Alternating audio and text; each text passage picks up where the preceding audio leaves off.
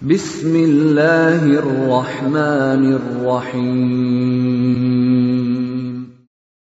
Waltakum minkum ummatun yad'una ilal khairi wa ya'muruna bil ma'ruf wa yanhauna 'anil munkar. Assalamualaikum warahmatullahi wabarakatuh. Alhamdulillah wassalatu wassalamu ala rasulillah mabad. Allah berfirman, wajahidu bi amwalikum wa anfusikum. Berjuanglah kalian, berjihadlah kalian melalui hartamu dan dirimu. Hampir semua ayat-ayat berjuangan dan pengorbanan itu dimulai dengan bi amwalikum, harta kalian, harta kalian. Saya mengajak secara praktis dan kami sudah buktikan. Rp1.000 itu bisa luar biasa, dahsyat. Bisa beli mobil, bisa buat kuburan, ya, bisa membangun masjid. Uang 1.000.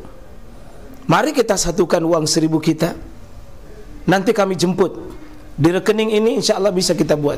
Di rekening ini, insya Allah kita buat sebuah kekuatan umat dengan Rp1.000. Rp1.000 dahsyat. Alhamdulillah, jemaah sekalian, kita bersyukur pada Allah. Banyak sekali nikmat yang Allah titip buat kita, terutama nikmat yang sangat besar yang menentukan nilai sukses hidup kita, yakni iman kita. Kalau iman kita cacat dan bermasalah, jemaah sekalian, banyak sekali masalah yang bisa ditimbulkan. Ketika Allah melengkapi seseorang dengan keimanan, itu artinya Allah mencintai hamba itu. Allah Subhanahu wa ta'ala memfasilitasi orang beriman itu fasilitas untuk sukses di akhirat. Alhamdulillah, alhamdulillah ya sekalian. Jangan merasa minder Pak dan sedih ketika iman ini dititipkan oleh Allah, karena imanlah yang bisa menjawab permasalahan hidup ini. Kalau dia kuat, iman kita kokoh, tidak ada menggerutu dan tidak ada tawar-menawar dalam perkara syariat.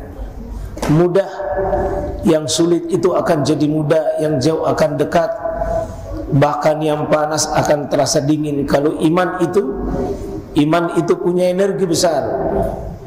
Kita akan terasa nikmat dalam melakukan ketaatan ketika iman ini bagus. Poin yang kedua, diingatkan Pak kita semua, ya, bahwa siapapun kita, saya semua kita pasti mati, berhenti dan pergi menghadap kepada Allah. 3 kata ini Pak, mati, berhenti dan pergi pada Allah, kata yang mesti kita hadirkan. Mau pi mana kita ini kalau bukan pergi menghadap kepada Allah? Pasti dan pasti. Nah itu mari kita tidak pernah capek, tidak pernah lelah untuk berjuang menemui Allah. Mudah-mudahan Allah ridha ujungnya hidup kita, dan kita pun ridha bertemu dengan Allah dengan radhiyallahu anhum wa radu an, insyaallah. Iman adalah jawaban tentang masalah itu. Pupuknya iman adalah ilmu, dan salah satu untuk bisa memupuk itu adalah bermajelis ilmu. Mudah-mudahan nama kita ini Pak naik ke atas, disebut satu persatu oleh Allah Subhanahu wa ta'ala di hadapan para malaikatnya. InsyaAllah kita lanjutkan kajian fikih kita, masih di bab imamah, ya, antara hubungan imam dengan makmum. Dengan kita sudah sampaikan lalu ini, ya, imamnya orang buta boleh, imamnya seorang hamba saya itu bisa. Ini hadis Nabi sallallahu alaihi wasallam. Jadi Abdullah ibn Maktum ini seorang buta, tapi pernah diambil oleh Nabi sallallahu alaihi wasallam menjadi imam tetap di Madinah. Buta kedua matanya, tapi imam.